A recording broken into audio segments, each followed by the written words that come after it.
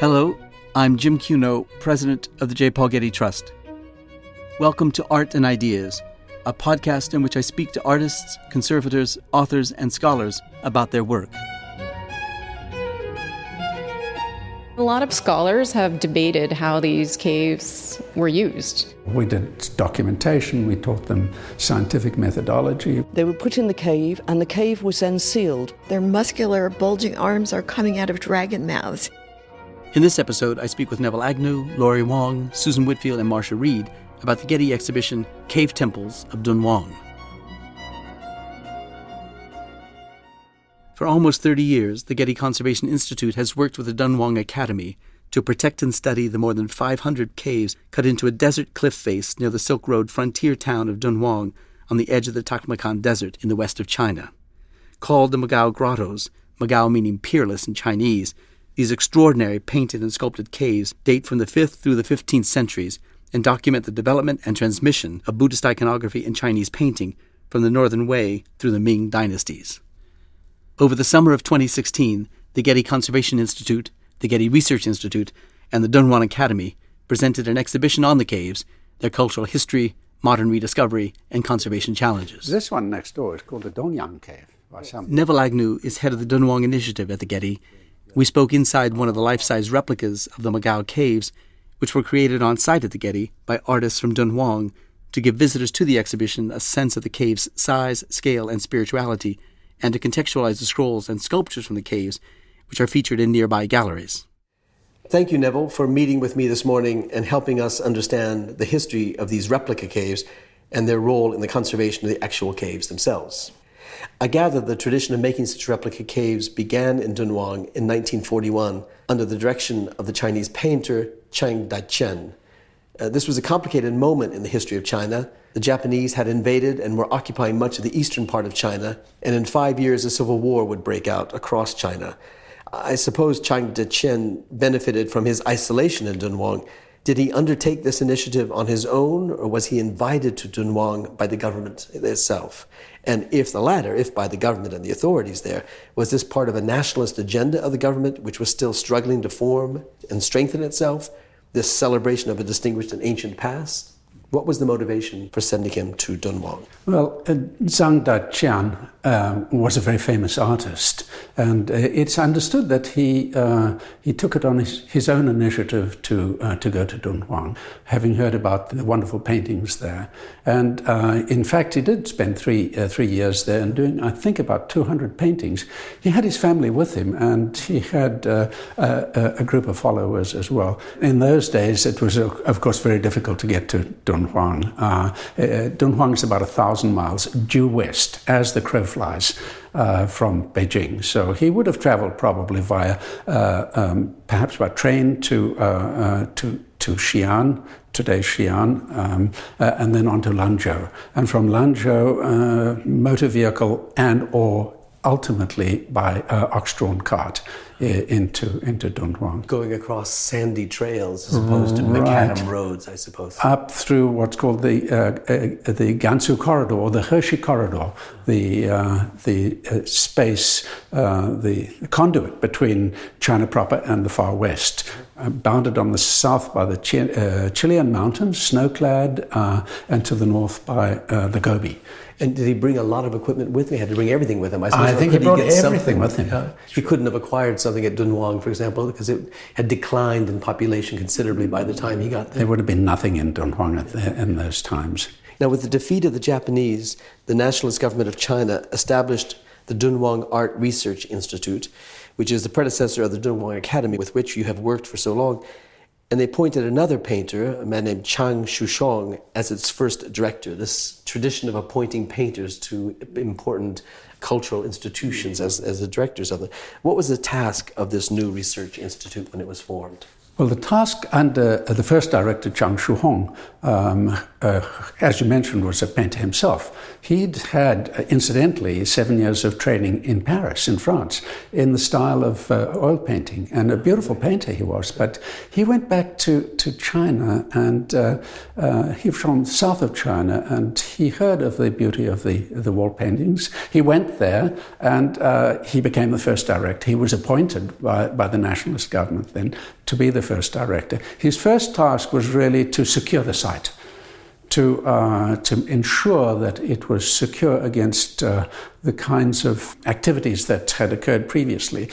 One has to remember that after Stein and Pelliot had taken documents the archaeologists who came in the early part of the 20th century. Yeah, 1907, 1908, and others after him, right through until as late as 1935. There was a Western journalist who attempted to walk off with a piece of art but he was apprehended and stopped. So they were very hypersensitive at this point. It was well known that the loss had occurred to the west of artifacts. So his job was to secure the site, which he did. He built a big adobe wall in front of it to keep animals out and to declare in a way that this was now a protected site. And then, of course, he began the process of copying the paintings. So in the tradition of his predecessors? Very much so, yeah. And the purpose of copying was to transmit the quality of and the iconography of the paintings themselves for reasons of study, let's say back in the capital in Beijing? Or what was exactly the purpose of copying these wall paintings? I think that the copying practice in China is very much part of the whole tradition in China of emulation, study through copying, understanding better through close examination and copying. And probably originally it got you karmic merit as well. Oh, yeah. But was it meant to then instruct painters on how to become painters, or was it to instruct, as it were, art historians in the history of the painting? I think it was probably both. Undoubtedly, through copying, the painters learned the craft of copying and learned the art of copying, but it also allowed a documentation of the original condition of the paintings as they were at that time, which is very, very valuable. So at the start of this institute, we understand the conditions were rough and tough and they had to be stabilized and so forth. I gather that there was no electricity in the caves until 1960. And given that the caves were, as caves are, cut deep into the rock, there was very little light with which to see the paintings they were then charged with copying. How did they illuminate the walls of the caves in order to copy what they were Right. They used mirrors. The caves are east-facing, so at least until midday they could reflect light in through mirrors or large pieces of white paper. In the deeper caves where the light couldn't penetrate, or in the afternoons, they'd use kerosene lamps. I asked Neville to tell me a bit about the conditions of the caves when he first arrived on the site some 30 years ago, and about how the work got started there. The facade of the cliff had to be stabilized. That cliff is composed of, it's a natural cliff into which the caves are cut. And the cliff itself is kind of soft stone as opposed opposed to hard conglomerate, stone. as we call it. It's a coarse, geologically very young rock. It's about 100,000 years old. It's an alluvium that came off the mountains to the south, washed down and deposited eons of deposition, and then poorly consolidated, which means strengthened. It's got no capacity, really, and it's not suitable for carving. It's not suitable for anything, so really, other than cutting a hole into the cliff. So it's very weak, as I say, and if you look at areas where there is not a facade now, you can see clearly big slabs of rock that are separating from the cliff face. These are ones that have fallen in the past during the period of abandonment, and very often those slabs fell away and they transected right through the middle of a cave. So if you look at a 1907 photograph from Oral Stein, the earliest photographs we have, you can see caves that have been cut right across the middle, because it collapsed. So this was the major technical intervention that was done. A sense of how deep this break was? In other words, the caves themselves can go in, say, 15, 20 feet or even deeper into the caves. Right. But when something was cleaved off the surface, was that 5, 10 feet deep? It would be about 1 meter to 2 meters, 6 to 10 feet, say. A big slab, and these cracks can run for 30, 40 feet. They've been mapped by the Dunhuang Academy. So they had to build a facade there. But the two purposes of this concrete facade, which was built in the 1960s, so by the time I arrived there and the GCI started working there, that had been completed. That engineering intervention had happened, plus security doors in that concrete facade. And those doors were to keep people from coming in and doing damage, but they also to keep sand from blowing in? Was that part of it? To some extent, yeah, although they're louvered doors and they're not totally effective in keeping sand. So but the sand migration, because of the location of these caves with sand dunes above and beyond them. And so tell us about the sand problems and what was done to mitigate the effects of the sand blowing into the caves and the damage the sand can make. Sand is very damaging because it abrades the soft rock.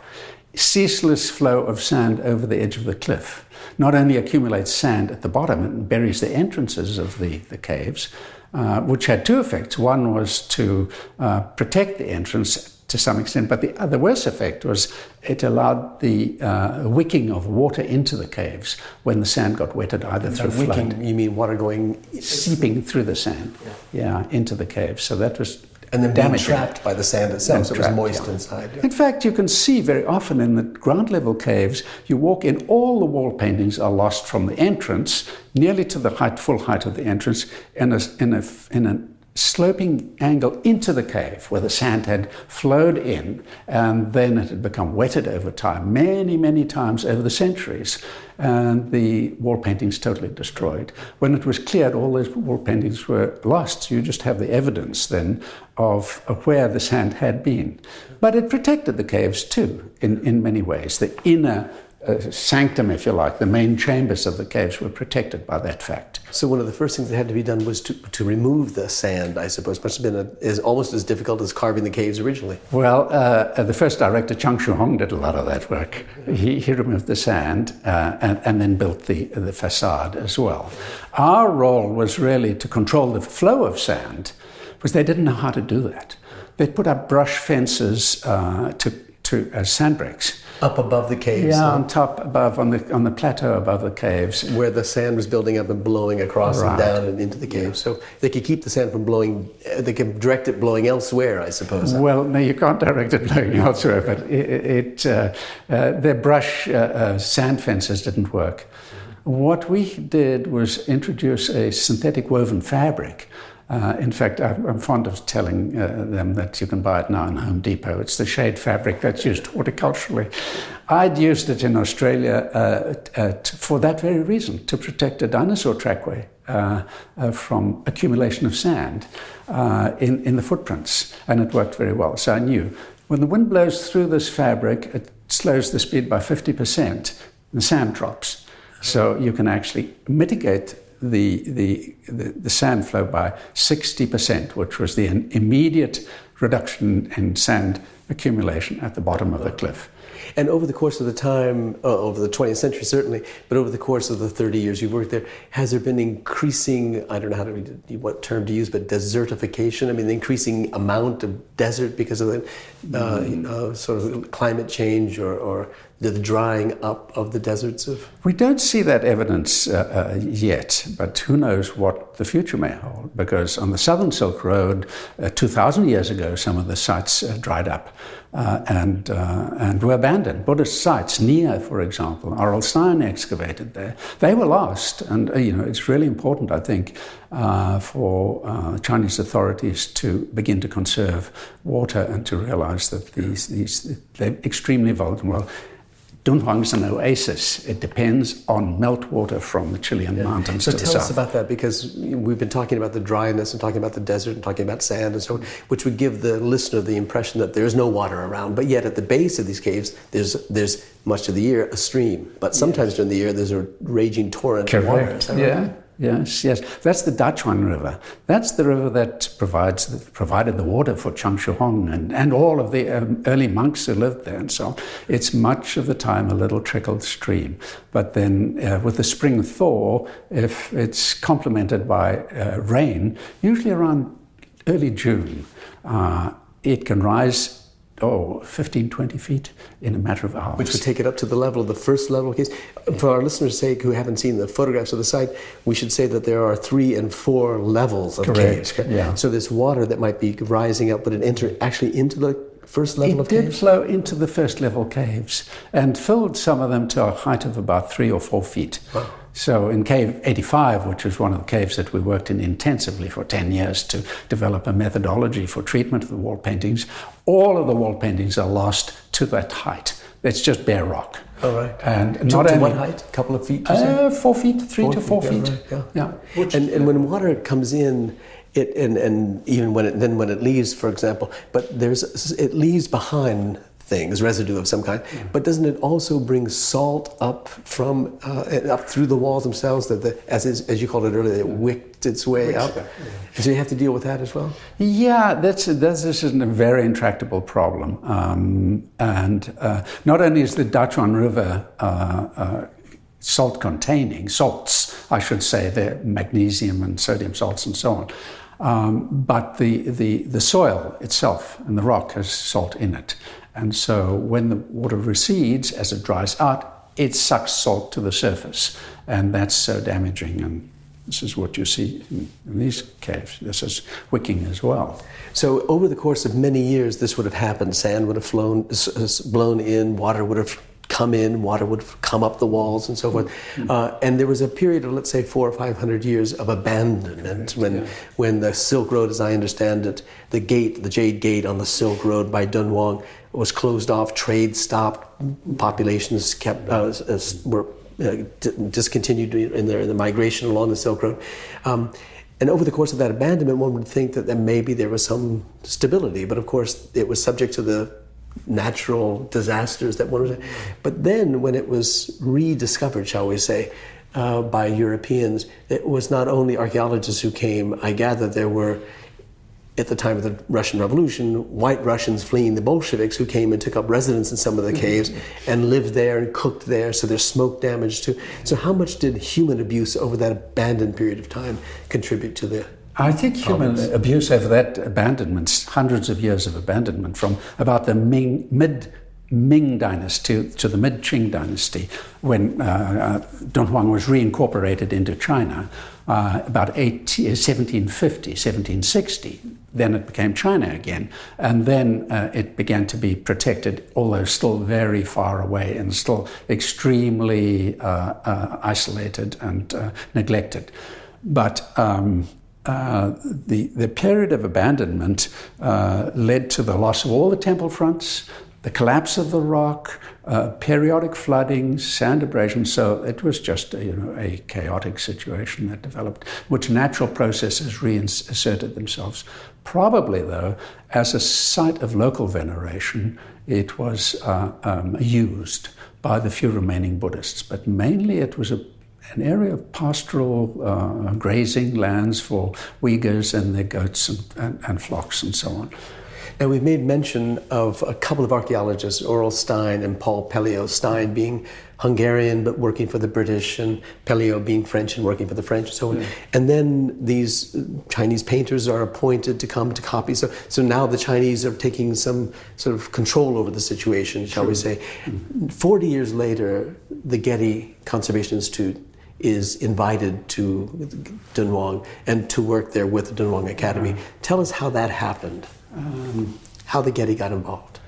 We got involved through UNESCO, because in 1986, China signed on to the UNESCO World Heritage Convention as a nation, and therefore it had a representative from UNESCO in Beijing.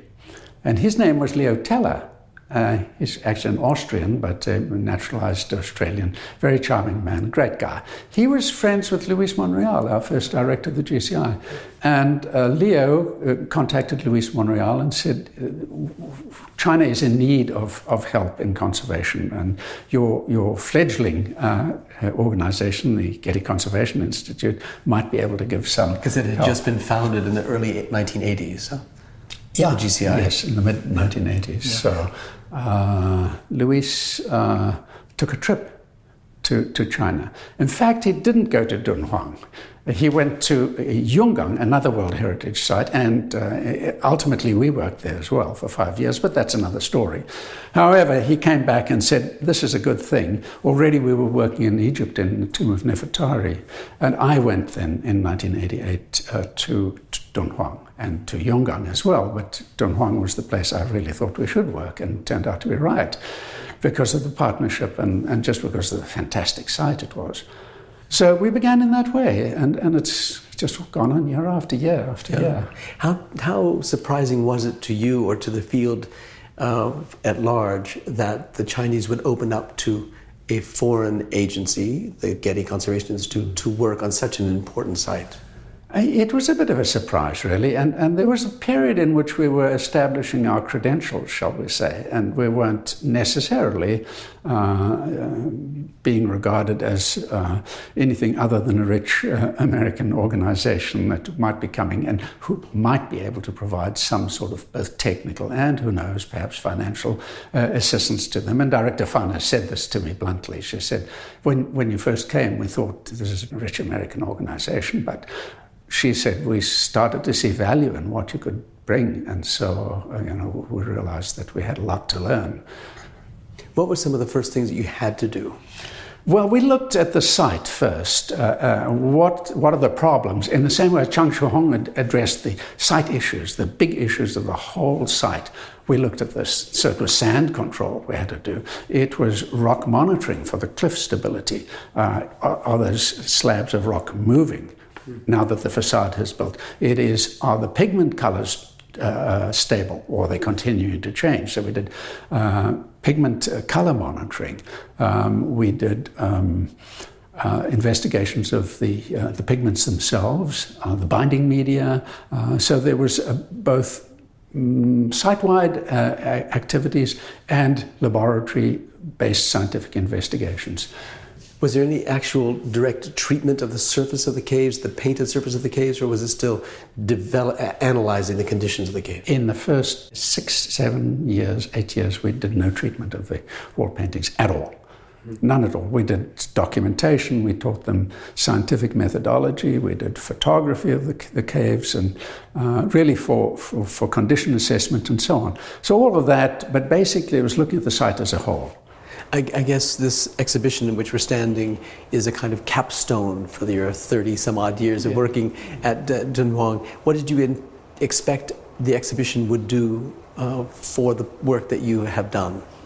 Introduce it to a large public, I assume, and we can hear the public coming, and we're about to have to leave the caves themselves. But tell us about the importance of the exhibition for your work. Well, it's been wonderful to have the exhibition here in Los Angeles at the Getty, because it is something that I personally have dreamt about for a long time, because I don't think it's easy to communicate to our Getty colleagues and to the LA public, of course, the marvels of this wonderful site on the other side of the world, so to speak, the other side of the Pacific anyway, in Central Asia. It's just not easily communicable. But to have it come here, I think, has really been an eye-opener, not only for colleagues at the Getty, but also for the public. And I've been very struck and touched by some of the comments we've had from the public coming in here.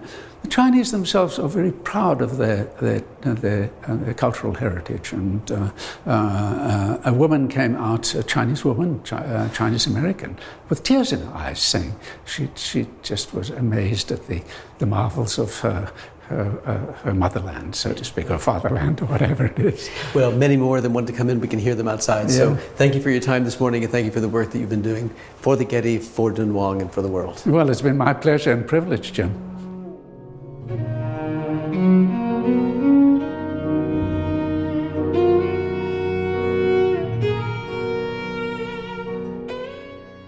Next, I spoke with Laurie Wong, a wall painting conservator at the Getty Conservation Institute, who first worked at Dunhuang in 2002.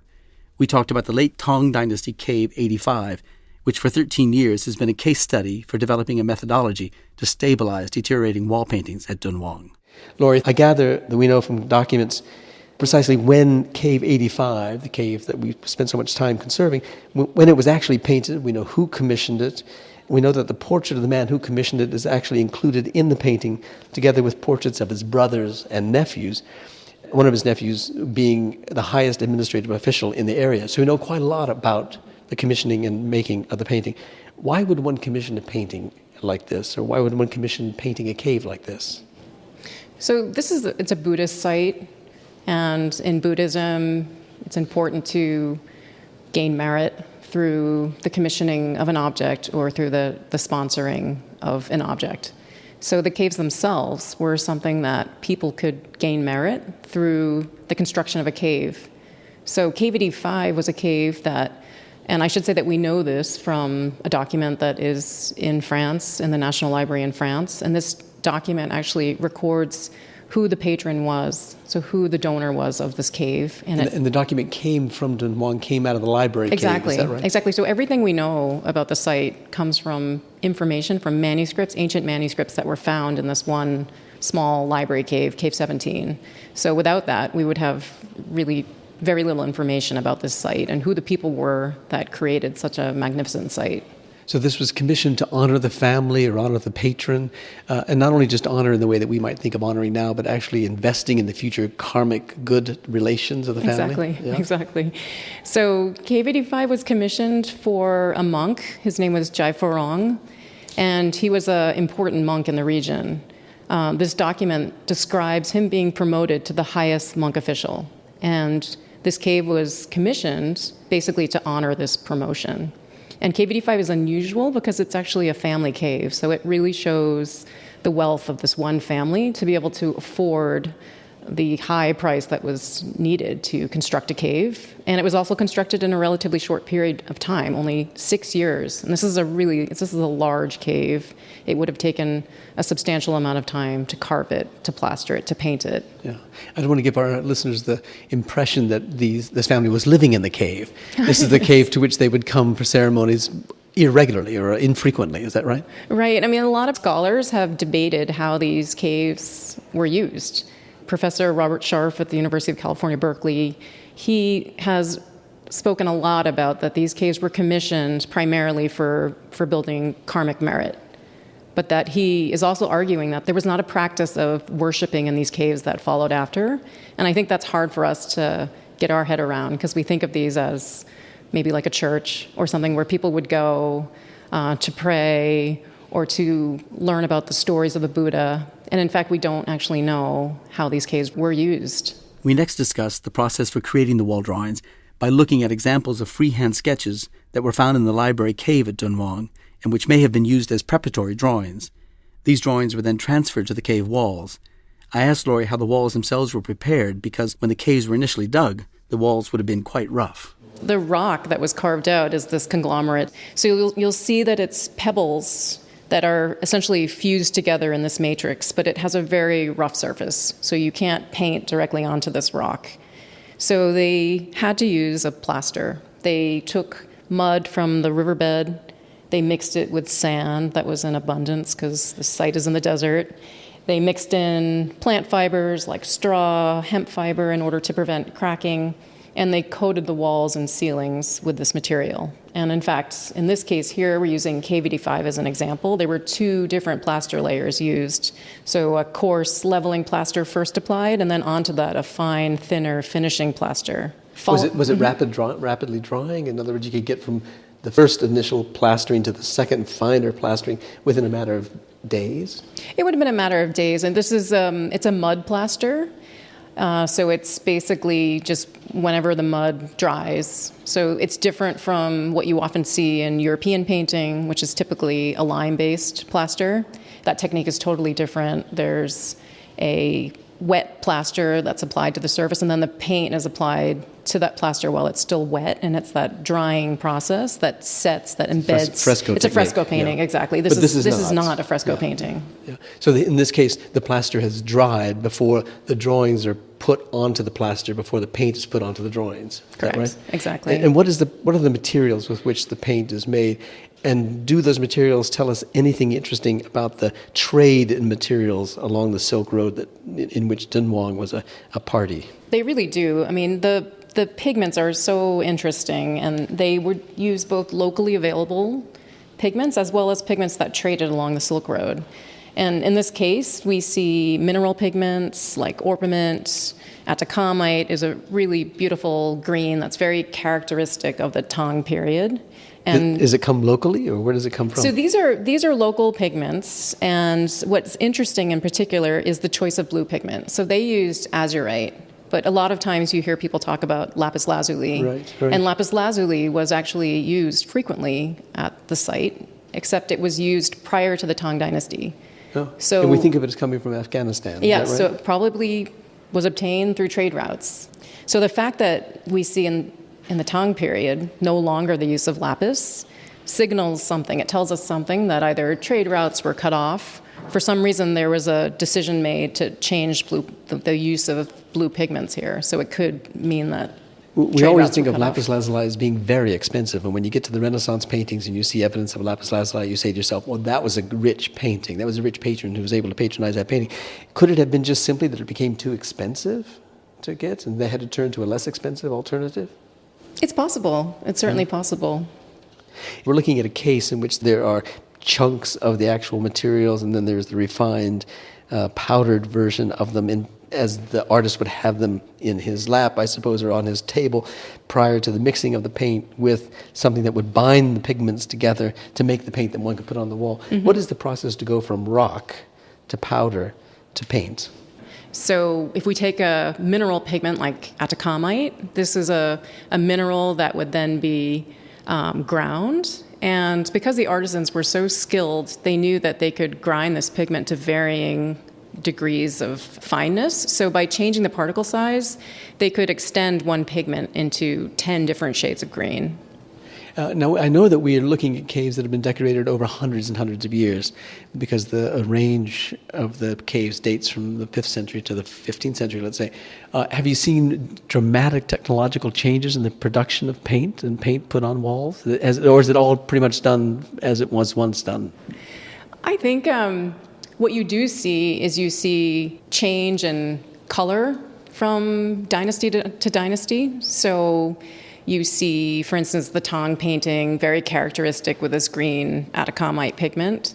So it's either just changing tastes that would prefer certain pigments, or it was something that was indicative of availability of pigments during certain time periods. Well, what was it about Cave 85 that drew your attention, or drew the Dunhuang Academy and the Getty Conservation Institute's attention to it?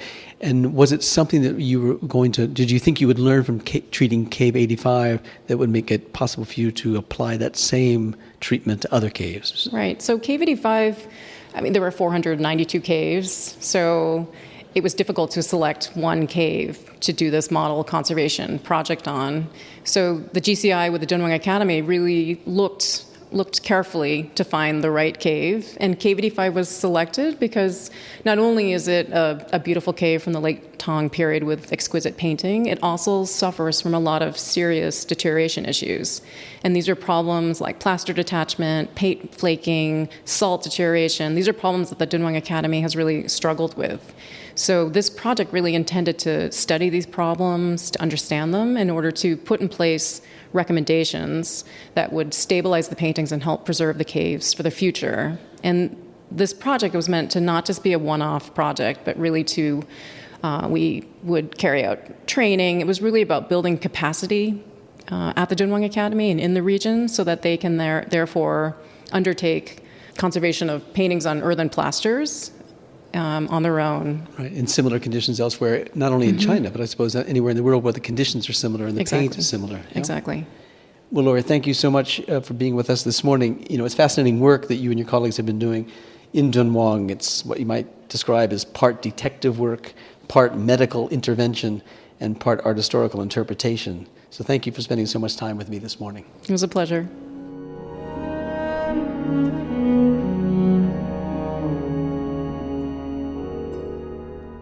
In conjunction with the replica caves, the Getty also presented objects found in the famed Library Cave. I visited the galleries with Susan Whitfield, director of the International Dunhuang Project, to talk about the world's oldest dated printed book, the Diamond Sutra. I asked her to begin by telling us about the circumstances of its discovery. Its finding is a very interesting story. We know that it was produced in 868. It was printed on the order of this man Wong for his parents.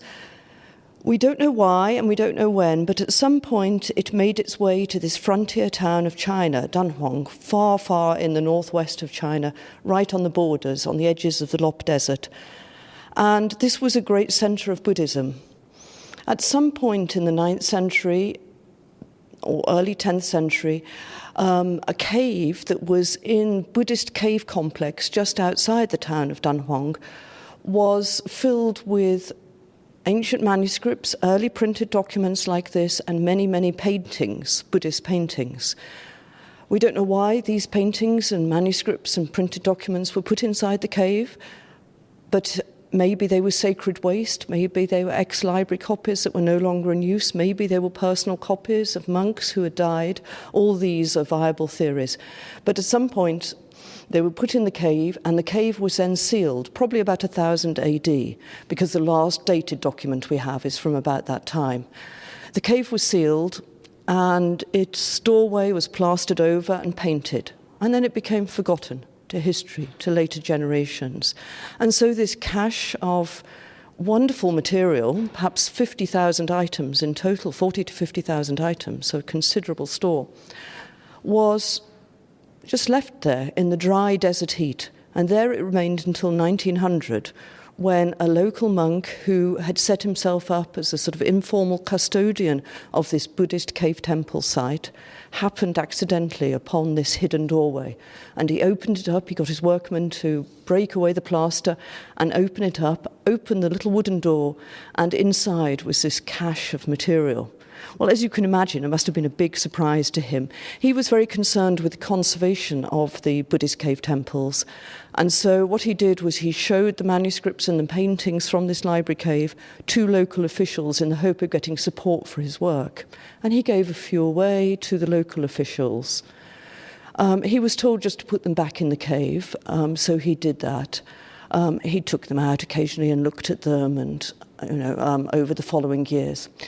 And then in 1907, a British explorer, Hungarian-born British archaeologist and explorer who was living in and working in British India at the time, Sir Mark Aurel-Stein, made his way in his second Central Asian expedition, archaeological expedition, to Dunhuang, and he heard about this find, and he negotiated with the monk who was looking after the material, and after some negotiations and a transfer of money, he managed to acquire thousands of manuscripts and printed documents and paintings, which were then packed up and sent on crates to London, where they were put into the British Museum. The Diamond Sutra was among them, and it was brought into the British Museum collections, and then the British Library, the National Library of Britain, actually became an independent institution in 1973, so it became part of the British Library collections then. Do we know anything about the man Wong Zhe, who is identified in the colophon as having dedicated it to his parents? Is he the one who commissioned it? Anything about his background? We know nothing of Wong Zhe. He's just a name in history known only to us from the colophon on this document. It was very common. This is why we have so many Buddhist manuscripts, paintings, and printed material. It was an act of merit to replicate the words or the images of the Buddha. So many people paid for scribes to do this on the occasion of their parents' death or on a promotion to a new post in government to give thanks and to send merit out into the world. And so Wong Zhe was one of these people. He presumably paid for the paper, the woodblock carver, the ink, the printer, and had most probably many copies of this sutra made, so increasing the merit, because every time you replicate the words, you increase the merit. So obviously printing is a great way of making more replications of the words of Buddha. But other than that, we know nothing, just this one. I gather that we think we know that it was produced in Sichuan province, some hundreds of miles away to the southeast of Dunhuang, and that the wood block into which the script was cut was from a pear tree, and that the paper on which the book was printed was made from mulberry fiber. Is there anything especially interesting about these facts? Do we know these to be the case? And does it tell us anything about the cultural economy within which Dunhuang functioned along the Silk Road of the west of China? Well, these are all hypothetical. We don't know where it was produced. We have a certain amount of evidence that it was produced in Sichuan, which we know was an area of printing. I'm saying this was produced in 868. Printing was already a mature industry in China by that time. Printing had probably been invented about 700. And we have fragmentary and undated material, which probably dates to then. Said this is known for being the earliest dated and complete printed book. So there's, I think, evidence for it being produced in Sichuan is quite strong, but it's not certain. Woodblock, we only know from later woodblocks. We don't have the woodblock from which this item was made, but they usually often were made from fruit tree wood, such as pear, as you mentioned, so that's just hypothetical. The paper is very interesting. It's often called mulberry paper, but in fact most paper we find at this time is a mixture of fibres. Some of the fibres of the finest paper come from the bark of the paper mulberry and sometimes the silk mulberry tree. These are two different species. But they also might include fibres from hemp, from rami, from other plants. And it depends on the locality. So sometimes we can tell where the paper was made from the fibres because they only are found in certain places. Like paper made on the Tibetan plateau often has daphne in, which doesn't appear down in the Lop Desert where we find this manuscript. So we can tell something. We know from other documents in the cave that Dunhuang was a thriving market, Silk Road, and garrison town. It was a military town because it was right on the borders of China. As I said, we don't know why this particular document came to Dunhuang. Now, it's interesting that it's printed and not written by hand like other sutras found at Dunhuang. What do you make of that?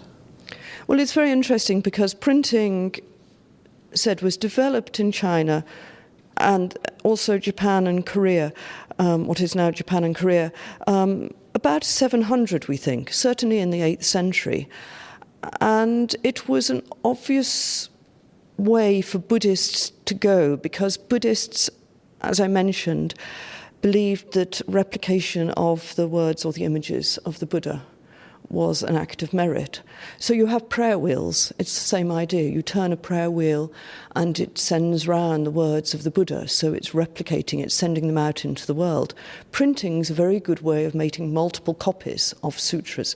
Sutras themselves are meant to be the lectures of the Buddha, the historical Buddha who lived about 500 BC. And his lectures were passed down and eventually transcribed by later generations of disciples. So these are very much, sutras are very much the words of the Buddha. So for many hundreds of years, scribes were paid to copy them by hand, to create manuscripts. But when the idea of printing was developed, Buddhists were very quick to realize its potential. And the earliest printed documents we have are therefore Buddhist documents. And they produced, the earliest things we have are Buddhist. I gather that the sutra itself, what we call the Diamond Sutra, it could be translated differently, I guess, and you can tell us about the translation of the title, is one of the most famous and widely read and commented upon sutras in Mahayana Buddhism, and that it was first translated into Chinese by an Indian scholar, monk, around 400, so some 400 years before this was itself printed. What is the importance of this sutra within Buddhism or within Mahayana Buddhism? As Buddhism, as I said, the sutras are the lectures of the historical Buddha, and the Diamond Sutra is one of these lectures. Diamonds are a very important symbol in Buddhism. The diamond Vajra, because of its hardness, is thought to cut through ignorance. And so it's a symbol of cutting through the idea of ignorance, and we're all living in ignorance because we're all living in this material world, which is an illusion. So the Diamond Sutra is helping us understand that we're living in a world of illusion and to get to the stage of enlightenment where we get beyond the world of duality, the world of material forms. So in that sense, it's very important. The translation is very interesting. As I mentioned, sutra were passed down orally from the time of the Buddha, and then they were probably in about the 1st century BC transcribed by a later generation of disciples. And so the earliest sutras we have are 1st century AD, in fact, from Central Asia, the earliest copies we have. This particular one was translated possibly from Pali, possibly from Sanskrit, by a very famous translator, Kumrajiva, who lived on the northern Silk Road to the northwest of Dunhuang. Well, so what does it mean then that this printed book of the Diamond Sutra was there in Dunhuang? What does it mean with regard to Dunhuang as a site within the history of Buddhism and of China and of the Silk Road? Is there anything particularly important about that, or just a coincidence that it happens to be in Dunhuang? Well, I mean, Dunhuang is immensely important in the history of Buddhism in China because of the find of the library cave. That's not to say that there weren't many other such libraries throughout China. We know that all monasteries had libraries and there were other caches of manuscripts and printed documents. They haven't come down to us. They've been lost. So Dunhuang has got this importance, even though it was a remote frontier town, because of the library cave. But that's not to say it was a very important Buddhist site. And there were, we've seen the cave temples in the town, several cave temples around the town. There would have been 15 or more monasteries in the town, lots and lots of Buddhist shrines and stupas. So we know it was a very important site, but it's just serendipity that we have this one particular cache of manuscripts and printed material. Well, thank you, Susan. Thank you for all the work that you're doing to broaden access to this cultural artifacts of Dunhuang through the work that you're doing with the International Project, and thank you for being here at the Getty. Thank you for inviting me, and thank you for putting on this marvellous exhibition and giving us the opportunity to show the Diamond Sutra to a new generation of people. Thank you.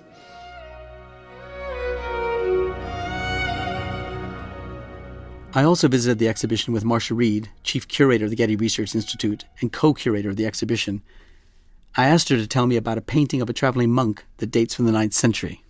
Well, it's a wonderful picture of a type, actually. As you probably know, Jim, there are other representations of this man, and he's very well costumed. He's wearing a layered outfit of a sort of top and then layers of probably silk or other kinds of fabric below. It's patterned. He carries a fly swatter, which is in his left hand. Is that functional or is that symbolic? Fly swatter? I think it's something that you probably really needed on the Silk Road, actually. Yeah. And because it was hot and there would be bugs, you would be sweaty and maybe smelly, to be graphic about this. And so I think that was probably the case that you used it. He's got a shaded hat with a wide brim on it. His head is probably shaved. The hat is tied around his very large jaw. And in his right hand, he's leading a tiger. And that's probably more of a mythic, legendary being. I think it's a little bit hard to think of the tiger as his companion as he treks along the Silk Road. Up above to his right, on the left of the painting, is an emanated Buddha. And this speaks to who he is. It verifies that he's a monk. Probably most interesting for us, though, is the fact that on his back is a large rack which holds his belongings, most importantly, the scrolls that he's transmitting. And so also here we have evidence that this isn't just an oral culture, it's a culture that's writing things down in many languages, as we're going to see in the exhibition, and transmitting them. As you probably know from the catalog to this show, there's also an example in an Indian collection of not scrolls, but books on the backs of the monks as well. Yeah. Now, his physiognomy is peculiar, often remarked upon as indicating that he might be from Central Asia, not from East Asia. Yes.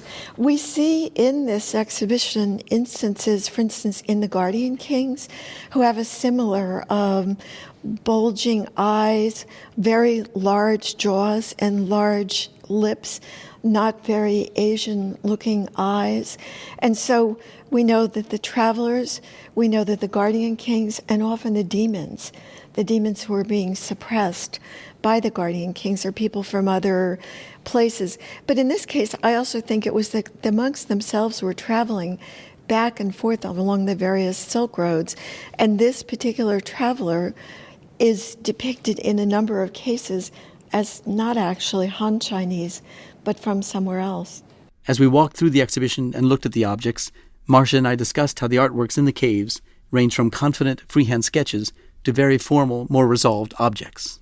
I think the accomplishments of the artists and how sophisticated their work was artistically at a time when perhaps we would think of medieval art in Europe as a comparison is quite stunning, and I think is one of the more impressive parts of the show. I know that people do talk about the things that we're about to talk about, and they're amazed by how beautiful they are. Yeah, so let's go look at the Buddha preaching the law, which dates from the first half of the 8th century.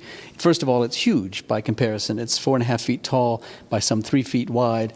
And of course, too, it's highly finished and fully painted. What was the role of something like this relative to the text that we saw? How did they two fit together in the same sort of cultural center in Dunhuang? This is interesting because it could be portable. Probably it was just a piece of silk on which there was a painting. Now, of course, it's mounted on board for preservation purposes, but it could be hung, it could be taken down, it could be carried. And I think the most extraordinary thing about this painting is, one, it shows a knowledge of perspective, and two, it shows levels of spiritual being. The central Buddha, very still, very formal, obviously a very important figure.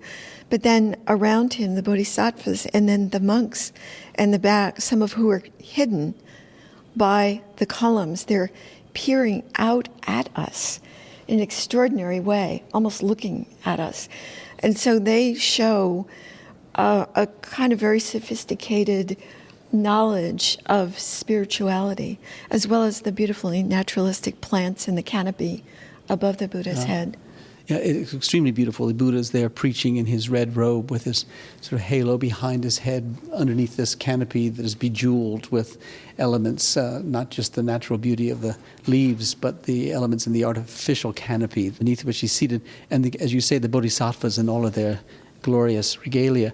It looks as if it's something that, if unrolled on occasion, that occasion might be a spiritual occasion, yes. That it would be something that someone would sit in front of, perhaps for a sutra to be read, and this would be a visual memory or visual inspiration for what it was I was saying. Because there is in the lower left a portrait of, I gather, the donor. It's staggering the condition it's in, given the location in which it was found and thousands of years after it was painted. You can see some stress on the surface, as if that's an indication of its having been rolled up and perhaps it having been stuck in the cave and with other scrolls putting pressure on it, weight of pressure on it. But otherwise, it's in very beautiful condition. You see it in the corners, the upper left and the lower right. You see this brown backing and then some just fragmentary small holes in the painting. But for something that dates from the beginning of the 8th century, it's Tang Dynasty, it's in extraordinary shape, and it's wonderful that it was taken care of properly, as much as possible to save was saved. And then the way that it's mounted on a very stable, flat surface, it doesn't get unrolled and rolled up again anymore. And we have it in very low light here, so the colors won't fade. And the extraordinary persistence of this more than 1,200-year-old piece is a wonder. Yeah. Do we know much about the culture of Dunhuang itself as a site of production of artistic quality like this? I think as they're reading the documents, particularly from the library cave, and as more and more of those come out, they get examples of commissions. For instance, we know a lot about the family that commissioned Cave 85, which the GCI restored. And so they're getting the more Conservation sense. Institute. Yes. Yeah. They're getting more sense of the groups of artisans who came through. And I think if we think of it as a large cosmopolitan city, maybe on the scale of New York or Los Angeles, with a lot of different cultures coming through who have different appreciations and different artistic practices, and people see things which are different because, of course, they want distinctive art. Everybody wants highly accomplished, but something different, something that doesn't, somebody maybe doesn't have. Replication was important, but I think particularly this high tongue culture that likes decoration and color and fabulous materials in their outfits and in their garments, and like substances like glass and different metals, and colors are being traded there, and other kinds of substances. And so I think that feeds into this artistic production that takes place there. Yeah. There are two things that I know that you would like to talk to us about, and we'd love to hear about as we leave the exhibition galleries, and those are the wooden sculptures at the end of the galleries. Yes. What is the role of these sculptures? Well, they would either stand on the outside of a cohort of Buddha and his disciples as the people who are protecting the group, as we see from Cave 45 on the wall. Or a photographic reproduction of the cave itself that we're looking at. Yes, right? And this would be the end of the cave, so that there would be a sculptural group, and the guardian kings would stand there. Or to the left and right, the far left and right? Yes, yeah. Exactly. And then bodhisattvas and monks, and then the Buddha. But so these would be the ones that would be in our space, these wooden figures, they're these the guardian figures. They're the outer edge, and their protector, guardian kings. But Paul Palliot took these two figures, which are not from the library cave, from a small temple that was adjacent to the site. And they're smaller figures, but they're polychrome carved wood sculptures. And again, they show figures who are not Chinese, but they have these bulging eyes, big, heavy jaws. And the most wonderful feature of their armor is that their arms, their muscular, bulging arms, are coming out of dragon mouths. And so if you wanted to show strength, this, to me, would be the way to show a strong, muscular, and somewhat scary figure. Right. Marcia, thank you for this exhibition. Thank you so much for being with us this morning.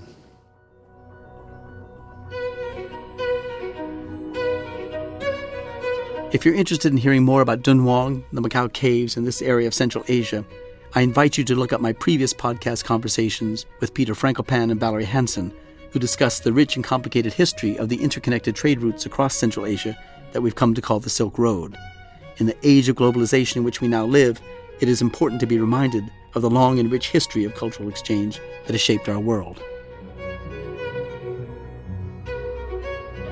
Our theme music comes from the Dharma at Big Sur, composed by John Adams for the opening of the Walt Disney Concert Hall in Los Angeles in 2003. It is licensed with permission from Hendon Music. Look for new episodes of Art and Ideas every other Wednesday. Subscribe on iTunes, Google Play, and SoundCloud, or visit getty.edu/podcasts for more resources. Thanks for listening.